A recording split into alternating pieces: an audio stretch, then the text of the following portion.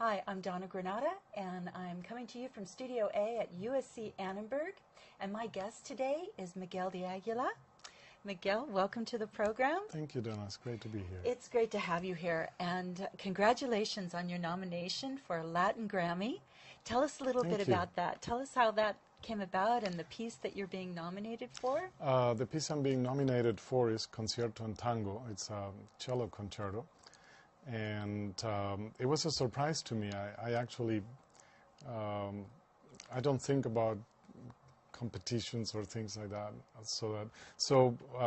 Actually Scott, my friend Scott, was looking in the computer, and then he comes and grabs me and says, "You have to look at this." And he looked a bit strange. So I thought, I really thought something bad happened.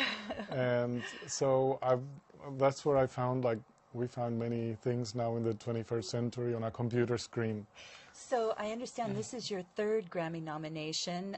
In 2010, you were nominated for 2 Grammys. So third time's the charm, let's hope. Oh, I hope. I really hope. So tell us a little bit about the piece itself and the roots of the music. It's a tango, and the music is, the cellist actually, he's the first cellist, Roman McKinnell, from the Buffalo Philharmonic, and that was his idea to write this piece, to commission this piece. He wanted specifically a concerto in tango idiom, tango form. And so when he told me, it wasn't hard for me, because my language musically has a lot of tango natural in it. So it's a classical cello concerto for cello and orchestra. In many ways, the structure, it's a one-movement piece. But a lot of the music is tango, and it's not tango, you know, the specific kind that's familiar to everybody. But in my, in this piece, to me, is tango as I have it in my mind. Is probably an abstraction of it. But it's a lot of the idioms, a lot of the flavor of the music I grew up with in Montevideo. So let's go to some beautiful slides that we put together to share with everyone your cultural heritage. You were born in Uruguay. You're actually seeing a picture of my parents. I was right before they left to America, to emigrate actually in '74. And your parents came for a better life. But they came because they had to. During the military government, we were sort of blacklisted, so we had to leave. Yeah. And yeah, since I was a kid, the first things I remember, they're all music. And now you're seeing my first piano teacher. She's on the right. And my first music theory and also piano teacher. One was a student of the other. They were both born in the 19th century. And so your music has that beautiful quality, that old classical kind of turn of the century quality. Yeah. Now I understand your grandmother was very important in insisting that you had piano lessons and that you were able to pursue this talent that she saw in you very early on. So yes. share that story with us. I would sit and start playing, I don't know what, because I didn't have formal piano training, and people would gather around. So my grandmother, Aida, you're seeing her picture, she was the one that one day she said, "That's enough, you need to buy Miguelito a piano." Miguelito, she would say. And she said, I'll give you half of the money for the piano and you put the other half. And that was finally the pressure that my parents, made them say, okay, we give up, just play piano. Yeah, so good for her. She stuck up for you. Yeah. And in fact, you showed great talent. She was a huge influence. And I understand that you went back to Uruguay after being gone for 37 years. So tell us a little bit about going back, and we have a bunch of pictures of Uruguay as it is today. So it was a moving experience for you. It was a very different experience. I think everybody, I mean, it's hard to predict how you're going to react. I came back 2 months ago, so I'm still really processing all this. After so many years, there is such a disconnect between the memories that you have of every place and the physical place itself. It's like um, you can never go back, even though you are there touching the same tree where I played when I was a kid. There is a big wall there that you can't break anymore. It's too much time has gone, right? Well, I understand you went to go visit your grandmother at her gravesite. You know, you had a vision of what it was going to be like. There were certain surprises that you came upon, like, Yes. you know, having her grave markers stolen and Yeah. that sort of thing. So that was she's in the Central Cemetery, which is pretty much downtown Montevideo. It's a very old cemetery, and they were very early. They bought this place here. So when we go there, and the markers have been stolen from the grave. So to me and to my mom, it was so difficult to see that, because it means that when you die, what remains is memories, but also, you know, there is a place there with your name, and after a while, even if that is gone, and I went to see her on the first day I was there, right? And we were looking at this place, and I was thinking, everything is erased. Yeah. These people managed to pretty much erase everything. Well, we have some photographs of the surrounding areas, and clearly it's a beautiful, beautiful city, Montevideo.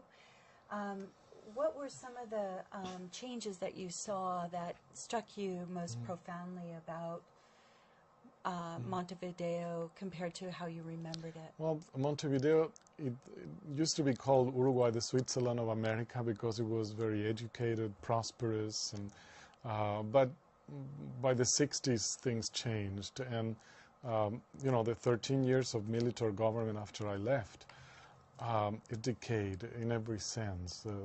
The country and the city, which was a beautiful, I mean, the boom of the construction of Montevideo, just like Buenos Aires, was the 20s, 30s, 20s, 30s.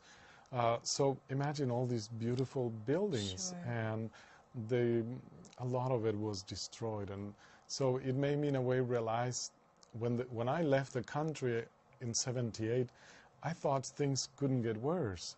But then actually things got, when I went back, one of the realizations was things got much worse than I thought they would have, right? And so things got so bad that now that I go back, and it has been about 5-6 years of prosperity, or even more, it still hasn't reached even close what I left, and that was sad for me. It is very sad. I understand you had the opportunity to go back to the school where you learned music. We have that image with us. You went back to the very places that helped form Yes. you as a human being. So, you know, even though it was difficult, do you feel like it's going to manifest itself in some way to maybe inspire a new composition, a new very emotional piece that's brewing inside you? Yeah, I think it does, in the fact that I'm still processing all this. I'm still, it did change after, you know, going back to the place where you were born and grew up. I lived in the same place for 20 years until I came to America. And it's like opening a new compartment or a new room in your house that had been closed for Sure. 40 years. That's the way it feels emotionally. So obviously that will have an influence in my music, and I have no idea what it will be, but I'm sure my next works will have some of, you know, what I experienced there. So let's share with everyone one of the concert houses that you actually have a story to go with this. There was a beautiful venue, but going back to the late 1970s when the country was experiencing tremendous civil unrest, you, in fact, were banned from performing. Your music was banned, and you were starting off in a very promising career. You were only a teenager at the time. Well, to me that was very sad, because actually it was a specific event. I won a competition, and the prize was 3 concerts in the next coming seasons. So one of these places you're seeing, it was called Palacio Taranco, and they had a chamber music series, and it was a beautiful place, and I loved playing there, the acoustics, everything. And that was one of the concerts that were canceled. The militaries had a list of all the people who were banned from performing and their music to be performed. I mean, this list included composers like Tchaikovsky, right? So it was really crazy, like every tyranny. Oh, incredible.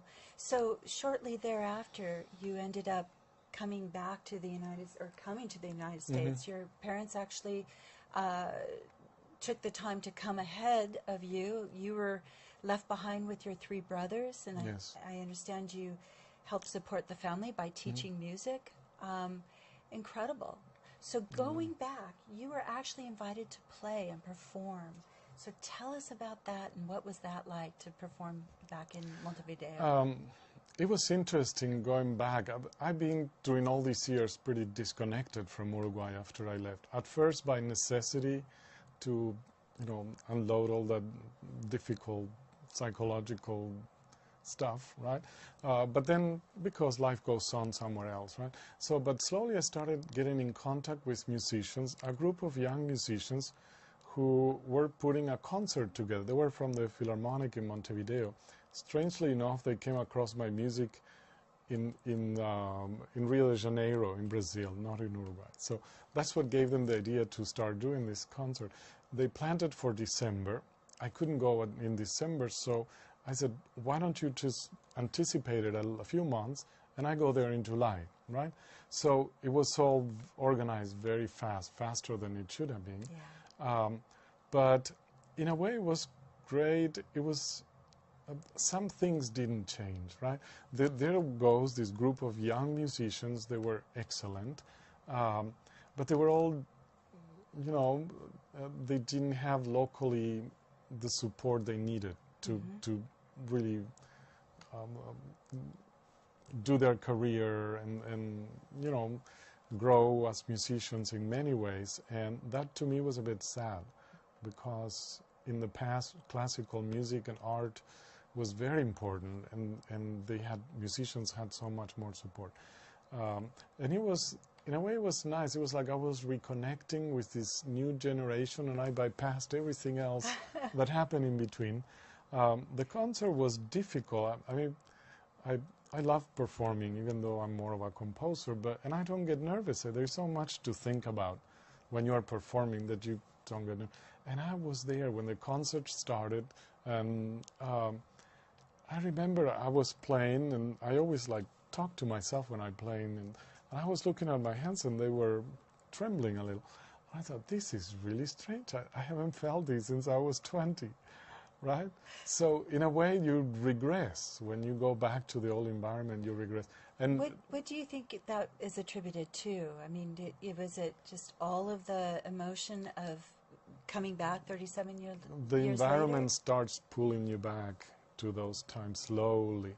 I think if I had stayed, I stayed a month, I think. If I had stayed a bit longer, I would have slowly regressed. You think And so? I think it would have been terrible for me. But I think it was the right time, and I was being kept very busy. So it was... Did the musicians know the history of you having Yes. to leave and immigrate to the United States? No, many musicians in Uruguay knew the story and know the story, because it's not just my story. Uruguay had 3 million people, and as a result of the military government, almost 600,000 left. That's a huge percentage of a country. And so my story is actually the story of many musicians and many actually Uruguayans that left during that time.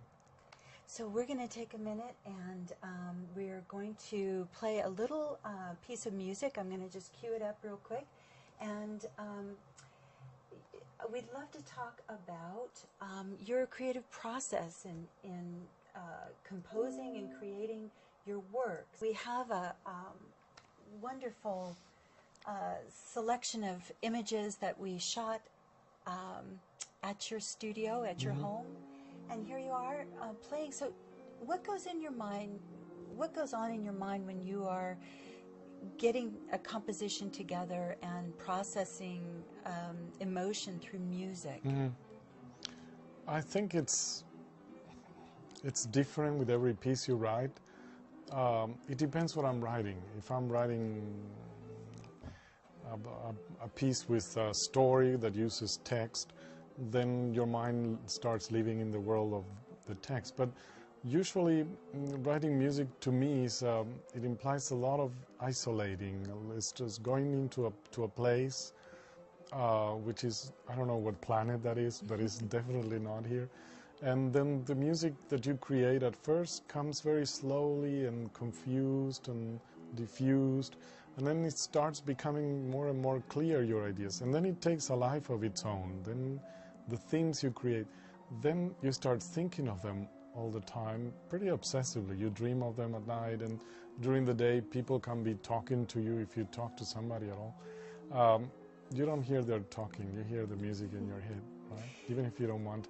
So, and then that takes over. Really, you think an hour went by, but actually an entire day went by, and you were living in the world of this music you're writing. So, this experience of Montevideo and coming back, you mentioned that there is an emotional quality to all of this.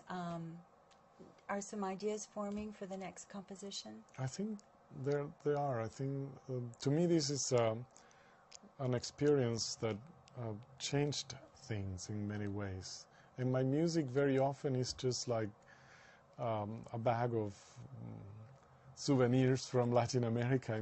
I mean, emotionally, my music has a lot of what I grew up with, right? So obviously, when you go back to that place, it's going to color your palette as a composer with different ways, but I can't predict how until I start writing my next work. I don't know.